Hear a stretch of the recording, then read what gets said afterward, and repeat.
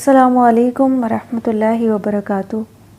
نحمدہ ونصلی علی رسولہ الکریم، اما بعد، فاعوذ باللہ من الشیطان الرجیم، بسم اللہ الرحمن الرحیم۔ رب اشرح لی صدری ویسر لی امری واحلل عقدۃ من لسانی یفقہوا قولی، رب زدنی علما، اللہم فقہنا فی الدین۔ ابواب الجنتی، جنت کے دروازے۔ الجنت حق والنار حق، جنت اور جہنم کا وجود بالکل حق ہے۔ یہ سب کچھ آج بھی موجود ہے، لیکن ہمیں اس کے بارے میں سوچنا اس لیے مشکل لگتا ہے کہ ہم نے یہ سب کچھ اپنی آنکھوں سے نہیں دیکھا۔ لیکن ہمارے وجود میں آنے سے پہلے ہی اللہ تعالیٰ نے جنت اور جہنم کو تخلیق کر دیا تھا، اور اس کے لیے اللہ تعالیٰ نے کتنی ہی خوبصورت نعمتیں پیدا کیں اور کیسے حسین سلسلے کو جاری کیا۔ جنت کے بارے میں کچھ لوگوں کا کہنا ہے کہ اگر ہم جنت کی نعمتوں کو ذہن میں رکھ بھی لیں تو کیا ہوگا؟ کیا فائدہ ہے اس کا؟ کیا کوئی فائدہ ہے جنت کی نعمتوں کو ذہن میں رکھنے کا؟ ذرا سوچیں۔ تو اس دنیا میں جب ہم مستقبل کے خواب دیکھتے ہیں، جب ہم جیتے ہیں تو ہمیں کون سی چیز زندہ رکھتی ہے؟ اچھے مستقبل کے خواب زندہ رکھتے ہیں۔ کیا ہمیں دنیا میں اچھا گھر نہیں چاہیے؟ کیا ہمیں دنیا میں خوبصورت گھر کی تمنا نہیں ہوتی؟ اچھی گاڑی، اچھا گھر، اچھا لباس، اچھی اولاد، اچھے رشتہ دار، آئیڈیل لائف، اور اس سے آگے کی نعمتیں آپ خود تصور کرتے جائیں۔ تو اگر دنیا میں اچھی لائف گزارنے کا تصور ہی ختم ہو جائے تو پھر یہ ساری ایکٹیویٹی کس لیے ہے؟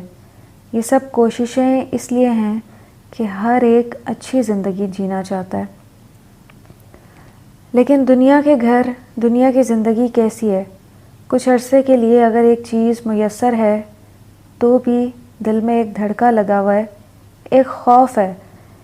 کس چیز کا خوف ہے؟ کہ کہیں یہ چھن نہ جائے، خراب نہ ہو جائے، ختم نہ ہو جائے، پرانی نہ ہو جائے۔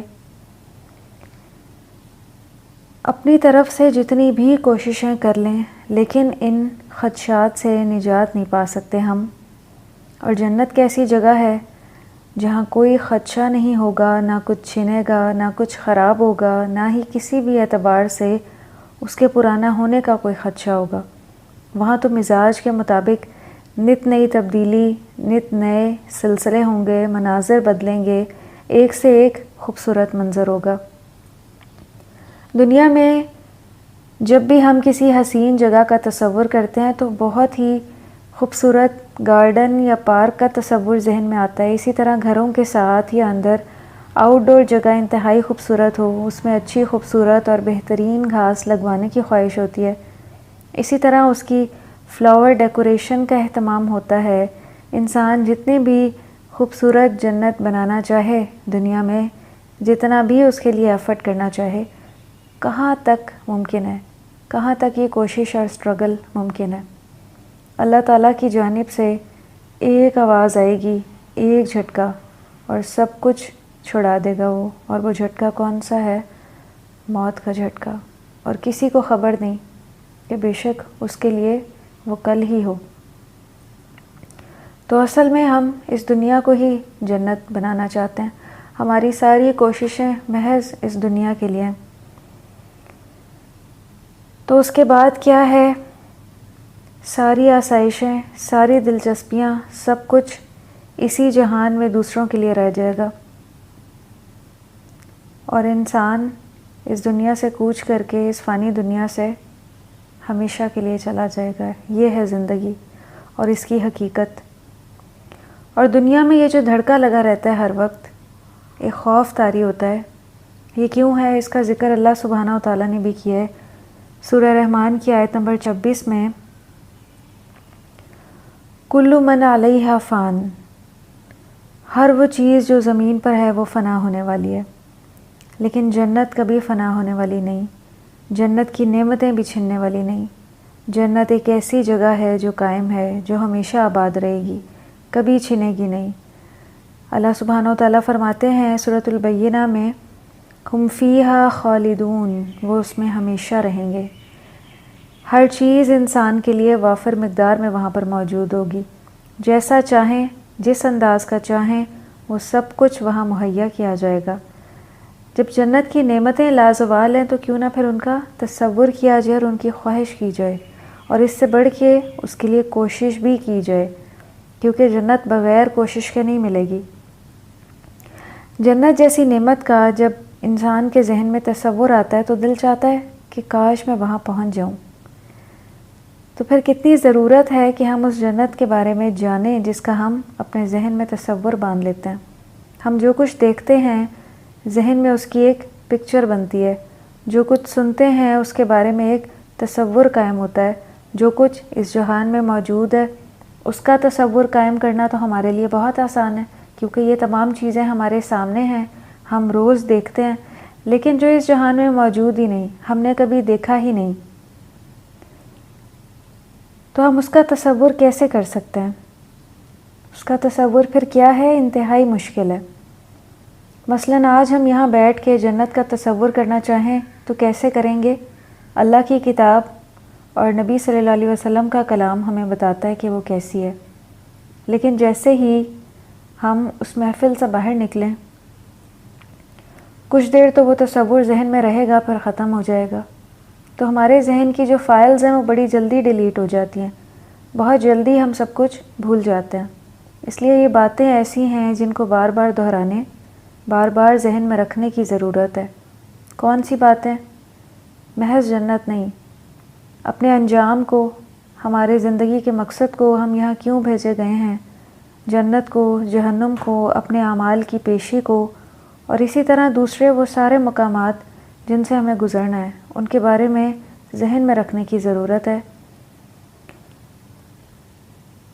کیوں ذہن میں رکھنے کی ضرورت ہے؟ اس لیے کہ انسان مستقبل پرست ہے۔ اگر وہ ان باتوں کو ذہن میں نہیں رکھے گا تو پھر محض دنیا کے ہی مستقبل کے خیال اس کے ذہن پہ چھائے رہیں گے۔ تو انسان مستقبل پرست ہے، جس کا فائدہ اسے مستقبل میں ملنا ہوتا ہے اس کے بارے میں وہ ضرور سوچتا ہے، غور کرتا ہے، اور جس کا فائدہ اسے نظر نہ آئے اس کے بارے میں نہ ہی وہ کوئی کوشش کرتا ہے اور اس سے بے نیاز ہو جاتا ہے۔ تو لہٰذا اس جنت کے بارے میں ہمیں تصور قائم کرنا چاہیے، اس کی نعمتوں کے بارے میں جاننا چاہیے، تاکہ ہمارے اندر شوق پیدا ہو۔ اور وہ جنت تو ایسی ہے کہ اللہ تعالیٰ نے بالکل تیار رکھی ہوئی ہے اپنے متقین اور مقرب بندوں کے لیے، کہ وہ کوشش کر کے وہاں تک پہنچیں تو اہل جنت کی آمد پر فرشتے جنت کے دروازے کھول دیں، اور ایسا ہونا یقینی ہے۔ فرشتے دروازوں پر ویلکم کرنے کے لیے کھڑے ہوں گے، اور وہ اہل جنت کے لیے خود دروازے کھولیں گے، اور پھر ان اہل جنت کے لیے سلامتی کی دعا بھی کریں گے۔ جنت کے دروازوں کی تعداد بھی متعین ہے، اور کچھ دروازوں کے احادیث سے نام بھی معلوم ہوتے ہیں۔ تو مومنوں کو بہت ہی اکرام اور عزت کے ساتھ جنت کی طرف لے جایا جائے گا، اور ان کے لیے جنت کے دروازے کھولے جائیں گے۔ جیسے ہر زبان میں ایک محاورہ بھی ہے جو مہمان کے لیے میزبان کی طرف سے بولا جاتا ہے کہ آپ جب آنا چاہیں ہمارے دروازے ہر وقت آپ کے لیے کھلے ہیں اور ہمیشہ کھلے رہیں گے۔ تو یہی اس جنت میں ہوگا کہ اس کے دروازے جو ہیں وہ اہل جنت کے لیے کھول دیے گئے ہیں۔ وَسِيقَ الَّذِينَ اتَّقَوْا رَبَّهُمْ إِلَى الْجَنَّةِ زُمَرًا حَتَّى إِذَا جَاءُوهَا وَفُتِحَتْ أَبْوَابُهَا وَقَالَ لَهُمْ خَزَنَتُهَا سَلَامٌ عَلَيْكُمْ طِبْتُمْ فَادْخُلُوهَا خَالِدِينَ۔ اور جو لوگ اپنے پروردگار سے ڈرتے رہے انہیں گروہ در گروہ جنت کی طرف چلایا جائے گا، یہاں تک کہ جب وہ اس کے پاس پہنچ جائیں گے اور اس کے دروازے کھول دیے جائیں گے تو اس کے داروغے انہیں کہیں گے کہ تم پر سلامتی ہو، خوش ہو جاؤ اور ہمیشہ کے لیے جنت میں داخل ہو جاؤ۔ چنانچہ احادیث سے یہ پتہ چلتا ہے کہ سب سے پہلے سب سے بلند درجات والے جنت میں داخل ہوں گے، مثلاً انبیاء، صدیقین، شہداء اور صالحین۔ اسی طرح درجہ بدرجہ جماعتیں جنت میں داخل ہوں گی۔ تو یہاں آیت میں فتحت سے پہلے واو لانے کا مطلب یہ ہے کہ متقین کی آمد پر جنت کے دروازے پہلے ہی کھول دیے گئے ہوں گے، جیسے کسی معظم اور بڑے مہمان کے انتظار میں پہلے ہی دروازے کھلے رکھے جاتے ہیں۔ اسی کو دوسری آیت میں صراحت کے ساتھ فرمایا گیا ہے، جناتی عدن مفتحۃ لہم الابواب، جناتی عدن مفتحۃ لہم الابواب، ہمیشہ رہنے کے باغات اس حال میں کہ ان کے لیے دروازے پورے کھلے ہوئے ہوں گے۔ اسی طرح صحیح مسلم کی بھی ایک حدیث ہے، اول زمرۃ تدخل الجنۃ من امتی علی صورۃ القمر لیلۃ البدر ثم الذین یلونہم علی اشد نجم فی السماء اضاءۃ ثم ہم بعد ذلک منازل۔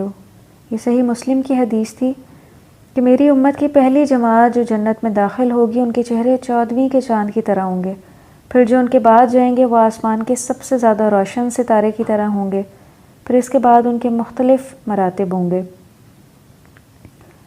تو جنتیوں کے گروہوں کی ایک تقسیم مختلف صالح اعمال میں خصوصیت کی بنا پر ہوگی، جن کی بنا پر انہیں مختلف دروازوں سے بلایا جائے گا۔ اس کے بارے میں بھی ایک حدیث ملتی ہے کہ اگر کسی کی نمازیں زیادہ ہوں گی تو اس کو باب الصلاۃ سے بلایا جائے گا۔ اسی طرح اگر کسی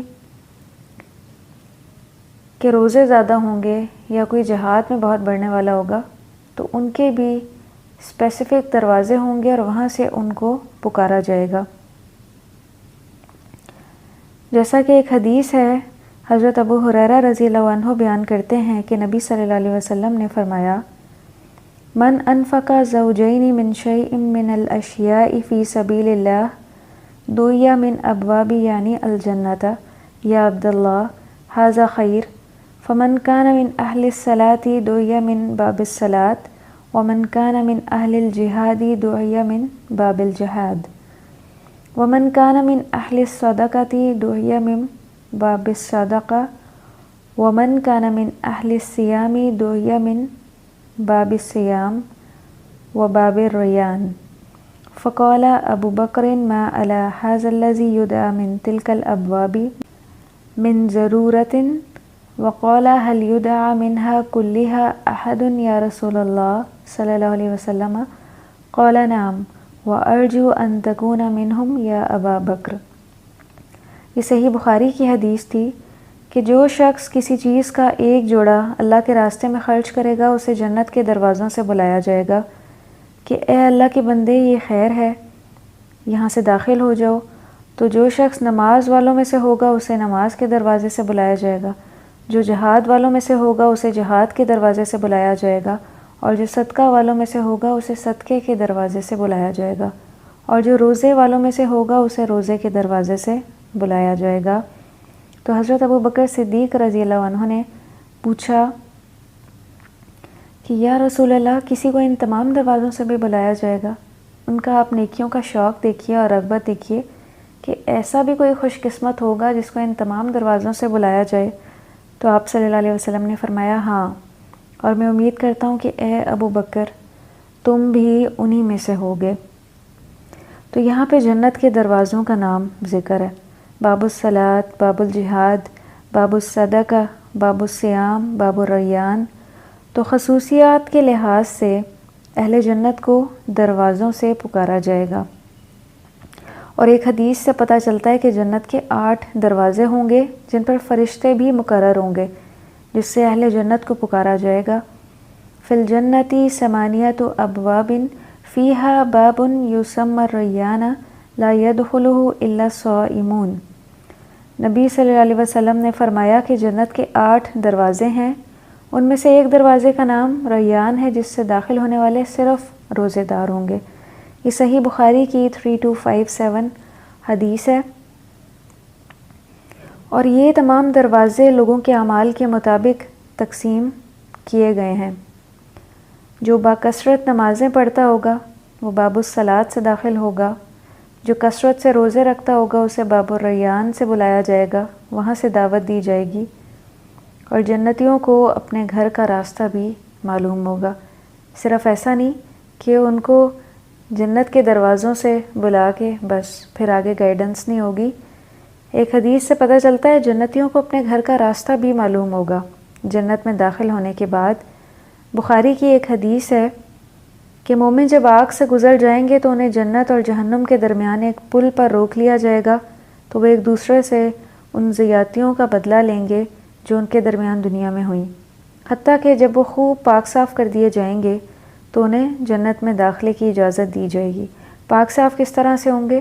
ان کے دلوں میں ایک دوسرے کے لیے حسد، کینہ، بغض اور عداوت جیسے جذبات ختم ہو جائیں گے۔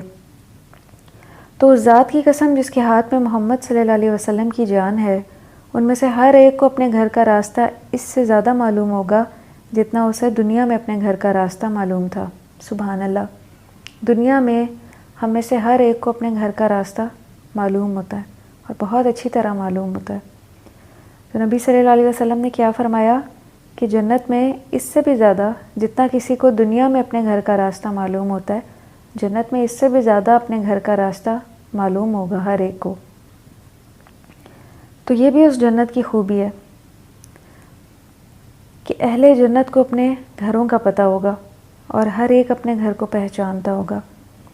تو اللہ تعالی ہمیں بھی توفیق دیں کہ ہم بھی ایسی خوبصورت جنت کے لیے وہ اعمال کریں جو جنت میں لے جانے والے ہیں، جو جنت میں لے جانے کا سبب ہیں، جو اللہ کو راضی کرنے والے ہیں، جو اللہ کی خوشنودی کا سبب ہیں۔